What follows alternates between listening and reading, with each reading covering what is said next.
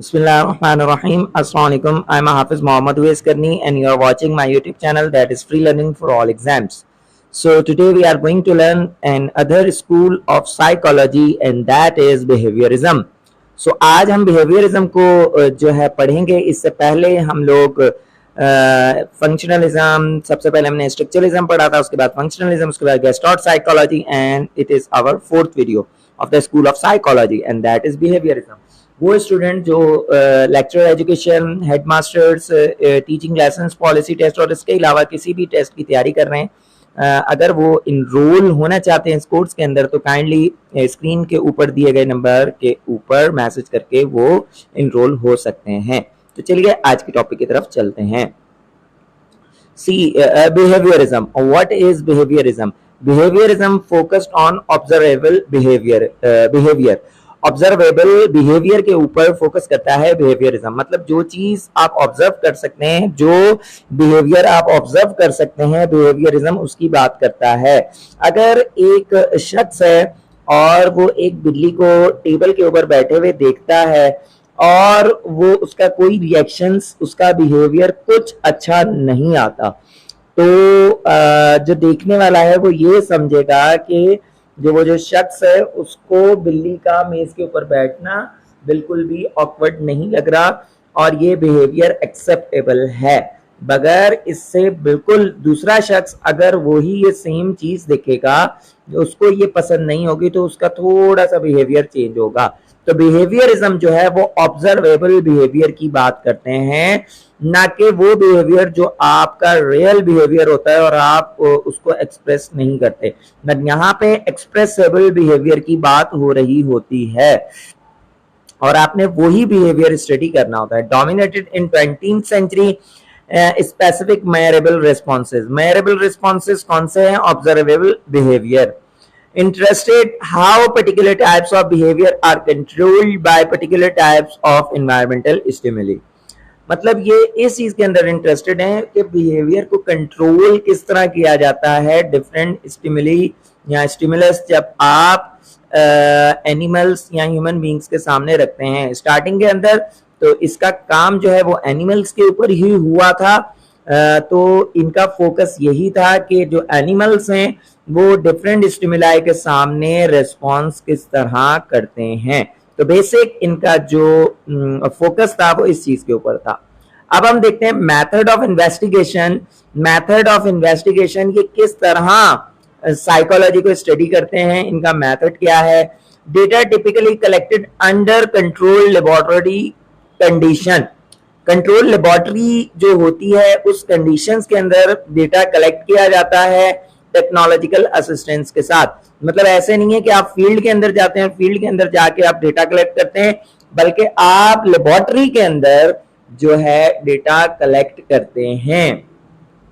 But ये लोग interested इस चीज के अंदर होते हैं और इंटरेस्टेड किस चीज के अंदर नहीं होते?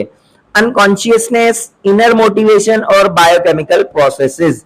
इन तीनों चीजों के अंदर जो बिहेवियरिज्म है या बिहेवियरिस्ट स्कूल ऑफ थॉट के साइकोलॉजिस्ट हैं वो इन तीन चीजों के अंदर इंटरेस्टेड बिल्कुल भी नहीं होते.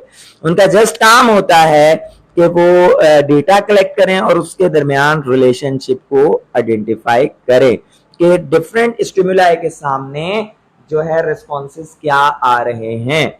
अब बिहेवियरिस्ट एनालिसिस क्या होता है वो तो हमें पता चल गया. लेबोरेटरी के अंदर चीजों के रिस्पॉन्स जो है रिकॉर्ड किए जाते हैं, ऑब्जर्व किए जाते हैं.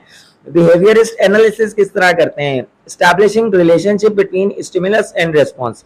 एक अगर स्टिमुली आप दिखाते हैं या स्टिमुलस दिखाते हैं तो उसका रिस्पॉन्स क्या आता है. मिसाल के तौर पे एक बच्चे को आप जो है बाइसाइकिल देते हैं गिफ्ट के अंदर तो उसका रिस्पॉन्स कैसा होगा. एक शख्स को अगर आप जो है आईफोन देते हैं तो उसका रिस्पॉन्स क्या होगा. तो स्टिमुलस प्लस रिस्पॉन्स. और तो यहाँ पे अक्सर जो स्टडी की जाती है वो स्टिमुलस और रिस्पॉन्स के रिलेशनशिप को आइडेंटिफाई करते हुए की जाती है और एनालिसिस इस तरह होता है. इसकी अप्रोच क्या होती है? अप्रोच को देख लेते हैं.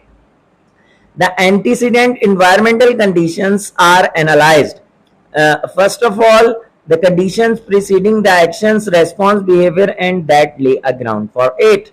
सबसे पहले इन्वायरमेंटल कंडीशंस के ऊपर फोकस किया जाता है। अगर कोई रेस्पॉन्स कर रहा है तो उस टाइम के ऊपर इन्वायरमेंटल कंडीशंस क्या थी, एक्शंस क्या थे, क्या हो रहा था, क्या नहीं हो रहा था, ग्राउंड के ऊपर चीजें क्या क्या थी।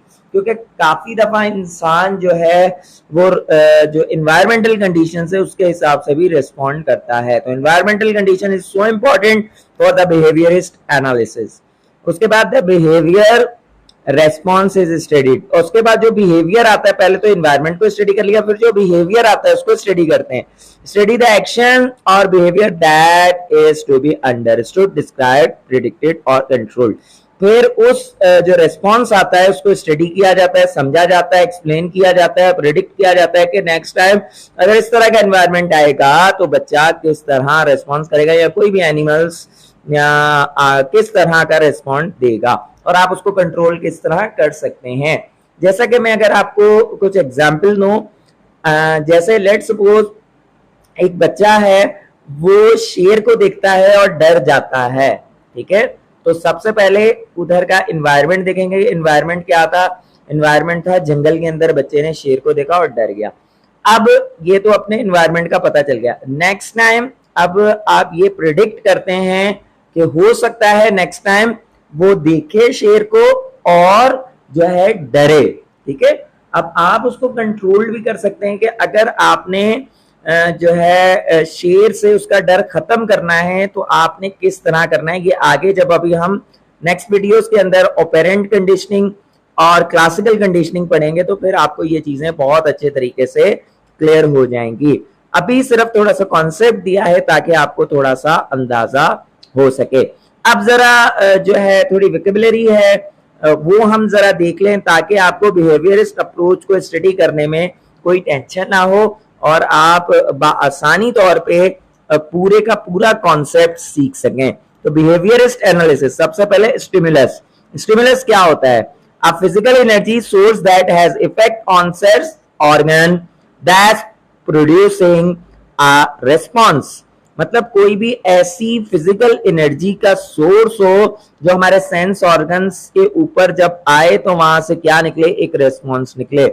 मिसाल के तौर पे अगर हम लाइट के अंदर जाके खड़े होंगे तो हमारा एक रेस्पॉन्स क्या होगा, अगर हम तेज आवाज सुनेंगे तो हमारा रेस्पॉन्स क्या होगा।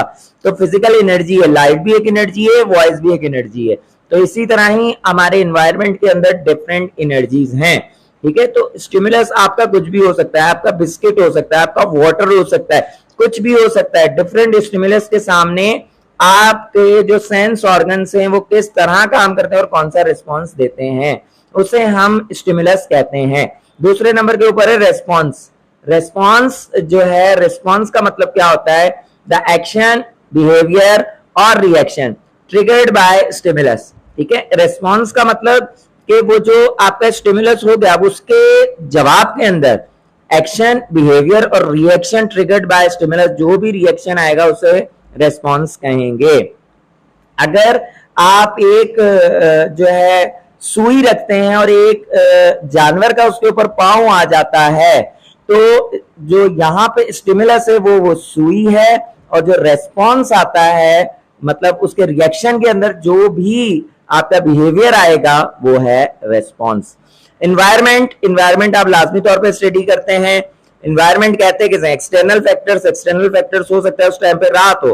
काफी दफा ऐसे होता है कि आप अपने फैमिली मेंबर्स को देख के भी डर जाते हैं, बट होता क्या है, रात का टाइम होता है, आपके दिमाग में कुछ चल रहा होता है, एकदम वो शख्स आता है, आप उसको पहचान भी लेते हैं बट आप अपने ऊपर काबू नहीं रख पाते। तो ये होता है एनवायरनमेंट का effect. Variables, conditions, influence, circumstances affecting one's development और बिहेवियर। तो किस तरह जो एनवायरनमेंट है वो रोल प्ले करता है बिहेवियर डेवलप करने में। वेरिएबल्स कौन कौन से हैं? बिहेवियर हो सकता है, कोई फैक्टर हो सकता है, कोई सेटिंग्स हो सकती हैं, कोई इवेंट हो सकता है जो चेंज करे आपकी काइंड को या अमाउंट को, जो भी आपका रिस्पॉन्स आ रहा है, ठीक है। अगर आपने रिस्पॉन्स ज्यादा करना है तो आप जो है सेटिंग्स चेंज कर सकते हैं, ठीक है। अच्छा जी, उसके बाद लर्निंग क्या है actually, the most important question अक्सर स्टूडेंट से ये पूछा जाता है, व्हाट इज लर्निंग। सो ये मेरी बात याद रख लें, परमानेंट चेंज इन बिहेवियर। अगर आपके जो बिहेवियर है उसके अंदर चेंज आ जाता है तो असल में लर्निंग आपकी फिर हुई है। मिसाल के तौर पे आप किताबें पढ़ लेते हैं और आपके पास नॉलेज बहुत सारी आ जाती है, it is not your learning. ठीक है, ये एक बहुत जो है कमाल की चीज है। जरूरी नहीं है आपके पास इंफॉर्मेशन है तो वो आपकी लर्निंग है। आपने वो इंफॉर्मेशन को अपनी लाइफ के अंदर ट्रांसफॉर्म किस तरह किया है, उससे सीखा क्या है, अपना बिहेवियर किस तरह चेंज किया है, that is your actual learning. तो आपकी लर्निंग है क्या, परमानेंट चेंज इन बिहेवियर। मिसाल के तौर पर अगर आप खड़े होकर पानी पीते हैं, आपको किसी ने मना किया कि खड़े होकर पानी पीना बिल्कुल सही नहीं है। अब आप क्या कर रहे हैं, आपने जो है एक दफा खड़े होकर पानी पिया, 2 दफा पिया, 3 दफा पिया, फिर आपके जहन में आया कि नहीं मुझे किसी ने कहा था, मगर फिर भी आपने निगलेक्ट कर दिया, फिर आपको किसी और शख्स ने समझाया कि आप खड़े होकर पानी पी रहे हैं। तो इस तरह कंटिन्यूसली आप सुनते रहे बट आपके ऊपर कोई असर नहीं हो रहा, तो इसका मतलब आपकी लर्निंग नहीं हुई उस बात से। इसी तरह ही अगर आप 2 दफा 3 दफा और उसके बाद फिर बैठ के पानी पीना शुरू कर देते हैं, 3 सांसों में पानी पीना शुरू कर देते हैं, तो एक्चुअल के अंदर ये लर्निंग है। इसी तरह क्लास के अंदर अगर कोई स्टूडेंट दाखिल होता है और वो बिना इजाजत के क्लास के अंदर आ जाता है और टीचर फिर उसको समझाता है और नेक्स्ट टाइम वो जब आता है और वो क्या करता है, वो फिर इजाजत देता है और कंटिन्यूसली वो इस आदत को जो है जारी रखता है, तो एक्चुअल में ये होती है लर्निंग। तो लर्निंग और नॉलेज के अंदर बहुत ज्यादा फर्क है। अब हम एक बर्ड आई व्यू देखेंगे बिहेवियरिज्म का और उसके बाद इसको डिटेल के अंदर स्टडी करेंगे। बड़ा ही कमाल का ये टॉपिक है, मुझे बहुत जो है मजा आता है जब मैं इस टॉपिक को डिस्कस करता हूं, क्योंकि ये बड़ा जो है इंटरेस्टेड है। अब सबसे पहले देखें तो बिहेवियरिज्म की शुरुआत करने वाले कौन थे। ठीक है जी, वॉटसन, जेबी वॉटसन को फाउंडर कहा जाता है, किसका जी, बिहेवियरिज्म का। ठीक है, बट वो जो है एक्चुअल के अंदर जो बिहेवियरिज्म के ऊपर काम कर रहे थे वो जो थे थॉर्नडाइक ने काम किया था कनेक्शनिज्म के ऊपर। ठीक है, कनेक्शनिज्म, आज के इस वीडियो के अंदर हम इनको इस जो है कनेक्शनिज्म को बहुत अच्छे तरीके से स्टडी करेंगे।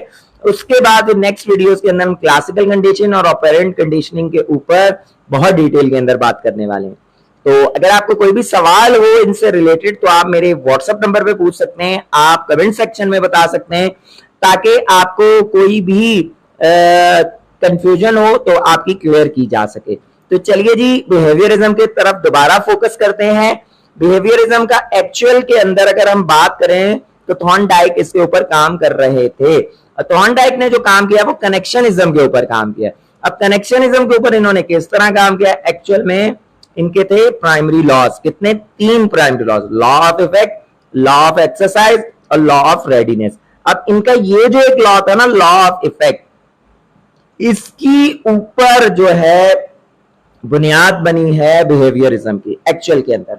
ठीक है, क्लासिकल कंडीशनिंग भी क्या है, वो लॉ ऑफ इफेक्ट को जब जेबी वॉटसन ने देखा और पैवलोव ने देखा तो फिर उन्होंने अपनी एक थ्योरी पेश की जिसे क्लासिकल कंडीशनिंग कहा जाता है। इसी तरह ही ऑपरेंट कंडीशनिंग स्किनर ने भी लॉ ऑफ इफेक्ट को जो है देखा और अब उनकी पूरी थ्योरी के अंदर, उनके पूरे लॉ के अंदर लॉ ऑफ इफेक्ट्स आपको बाकायदा तौर पे दिखेगा। फिर इसी तरह ही उन्होंने रीइंफोर्समेंट, शेपिंग ऑफ बिहेवियर और फिर इस तरह इन्होंने अलग अलग एक्सपेरिमेंट्स किए।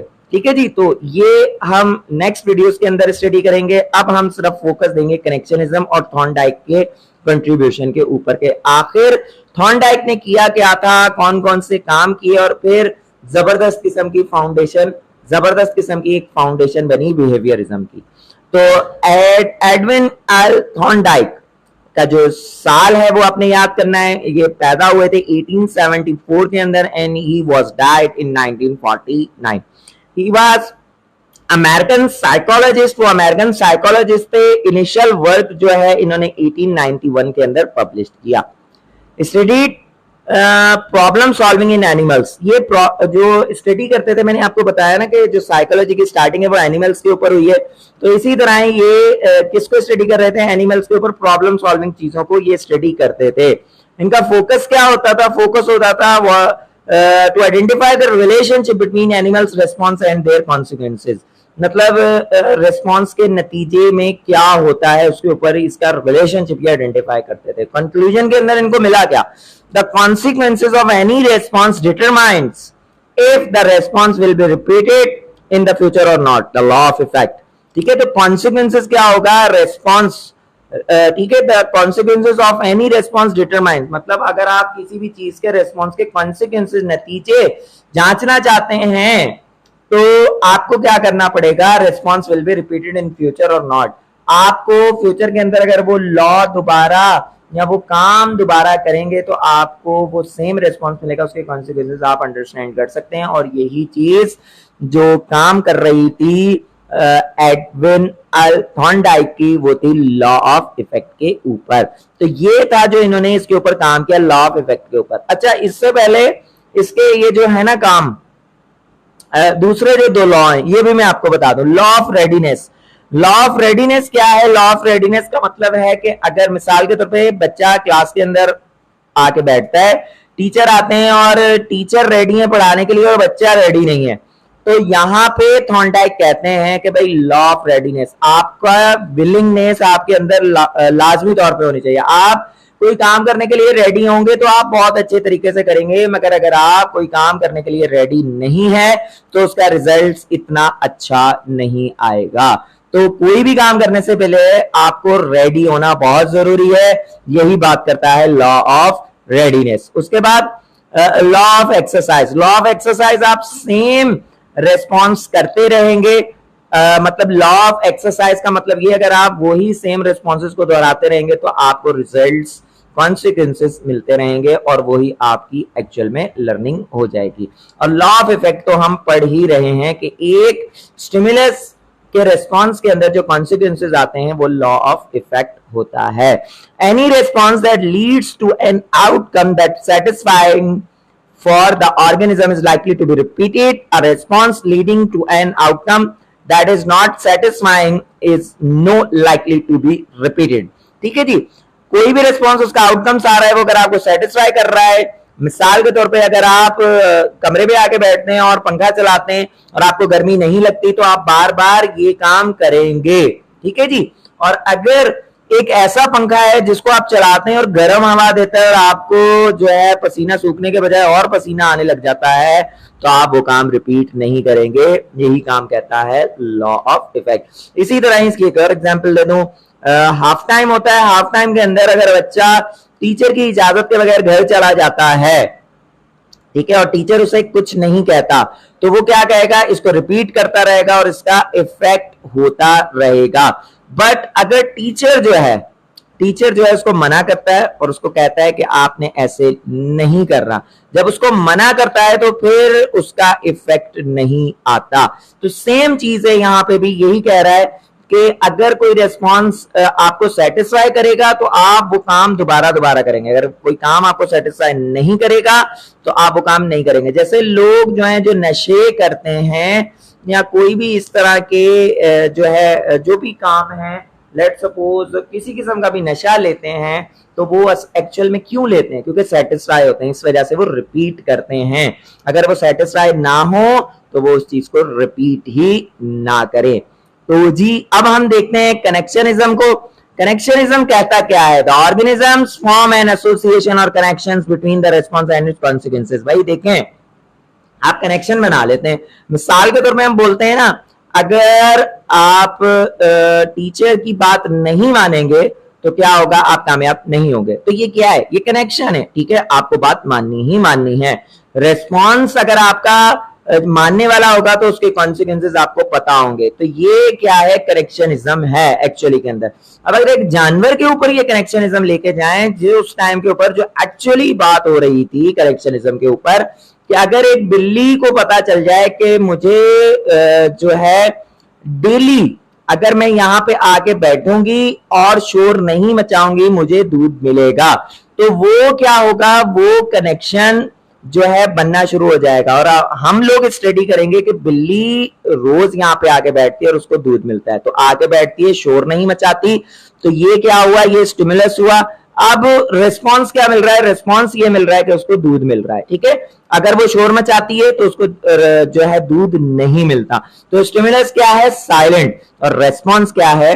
मिल्क। तो ये है कनेक्शनिज्म। इस तरह के कनेक्शंस और रिलेशनशिप्स स्टडी किए जाते हैं। For it to be effective, the response and the outcomes have to be closely linked, both in time and space. अब जी वो इफेक्टिव हो रिस्पॉन्स, तो उसके अंदर क्या करते हैं? उसको क्लोजली लिंक्ड किया जाता है टाइम और स्पेस के अंदर, ताकि उसको बहुत अच्छे तरीके से समझा जा सके। The theory drew attention towards the significance of rewards and punishment in learning new behavior. ये बड़ा इंटरेस्टिंग सा चीज है जो आगे हम अपनी वीडियोस के अंदर देखेंगे। देखिए भाई, अगर तो एक जानवर है, ठीक है, एक जानवर यहाँ पे आ रहा है और मैंने यहाँ पे क्या किया है? यहाँ पे एक लाइन बना दी है और ये है करंट की लाइन। किसकी है? करंट की। अब जानवर यहाँ आ रहा है और यहाँ पे आता है और आगे जैसे ही इस दीवार के साथ लगता है, उसको क्या लगता है? करंट लगता है। तो वो क्या करेगा? वो वापसी चला जाएगा। तो ये उसको क्या मिली? जो उसको पनिशमेंट मिली। पनिशमेंट मिली किस वजह से? उसका एक नया बिहेवियर बना कि भाई यहाँ पे जाऊंगा तो मुझे करंट लगेगा, जिसकी वजह से मेरी जान भी जा सकती है, क्योंकि उसको अच्छा फील नहीं होगा, रिस्पॉन्स अच्छा नहीं आएगा। तो ये यहाँ पे उसका एक न्यू बिहेवियर उसने सीख लिया।